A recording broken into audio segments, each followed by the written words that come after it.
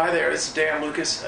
I'm the Vice President for Political Affairs here at 21st Century Democrats, and this is our first video report. So what I wanted to let everybody know was the efforts that we've made in July in two states where we put organizers. One is in Maine and the other in Michigan. In Maine, we've been involved in a coordinated campaign for quite a little bit and did get 5 organizers out there starting in July. And one of the key elements in the Maine campaign and what we're trying to do here is for Tom Allen for United States Senate and Shelley Pingree for U.S. Congress. That's in District 1. And since most of the people who live in Maine live in southern Maine, you know, the real battleground there is really outside of Portland, and that in actuality is York County. And before our organizers got there, York County was kind of flatlined in the sense that there wasn't a whole lot going on.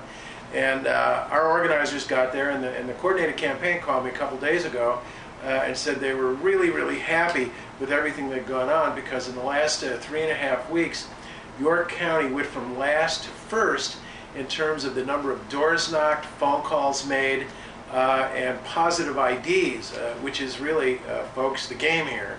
You know, we're all trying to get, yes, I'm going to vote for candidate X. And so our main program's going along pretty good. You know, you can look at the polling off of pollster.com and you can check all this stuff out here. But, you know, in Maine, I think these elections are going to be won or lost by, frankly, how many people we actually physically talk to.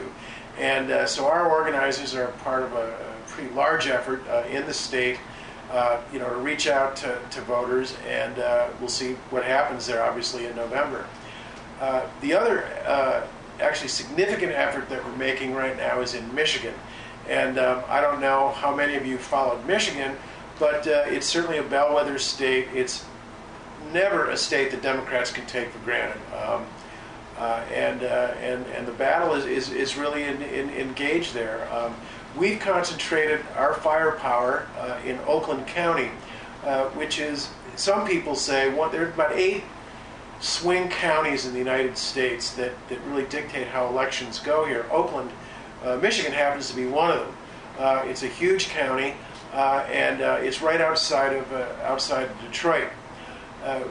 We got involved with Andy Meisner, who is somebody we've supported here before for State House, and have had a long relationship with him. In fact, Andy was, as a younger guy, went to one of our trainings in I believe in '96, and decided to run for office, and lo and behold, he did, and he won, and now he's getting term limited out. So he decided to run for county treasurer. You know, this is not exactly what you'd call a marquee race in some sense, but if you're going to win Oakland County, you've got to win it from the bottom up. You can't win it from the top down. It's a very, very tough place to go, because it's spread out, and there are just a lot of voters who are either a Republican, leaning Republican, or if they're independents, they're leaning Republican. Some of you may remember that the Reagan Democrats, they used to call them, started in Oakland County. It was one of the counties in Michigan where huge swaths of the Democratic voting population that we used to have, you know, went over to Ronald Reagan, you know, based in some respects on social issues and other things. So at any rate, this is kind of an interesting place, and we've got now 3 organizers in the state, and we've got 2 more coming. But what was important for us was that we were able to get 2 organizers on the ground in Andy's campaign in Oakland County, and in the last 2.5 weeks, they knocked on 3,850 doors. Obviously, this is during the week, so a lot of people weren't home, but most importantly, they were able to connect with 486 yes votes for Andy Meisner. And I want to be really explicit here about what we're trying to do at 21st Century Democrats, for all the campaigns we're involved in, for everybody we're talking to. We don't care about persuadables, and we don't care about independents. What we really care about now is how many people say, yes, I'm going to vote for our candidate. Because when push comes to shove, we're going to have a lot of people voting on the top of the ticket. It's not clear that they're all going to vote, and we hope they're going to vote for Obama, obviously. It's not at all clear right now whether a lot of these new voters are going to migrate down to vote for the Democrats that are below the ticket.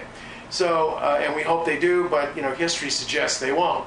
So, in order to win in a climate like this, and in a presidential year where the turnout's up anyway, we've got to have yes votes. And so, each campaign that we're working with now has a goal, a target that we've given them, that we can count and measure and go out there. The last thing I'll say, in Delaware, we've been involved with Jack Markell, who's in a Democratic primary for governor there.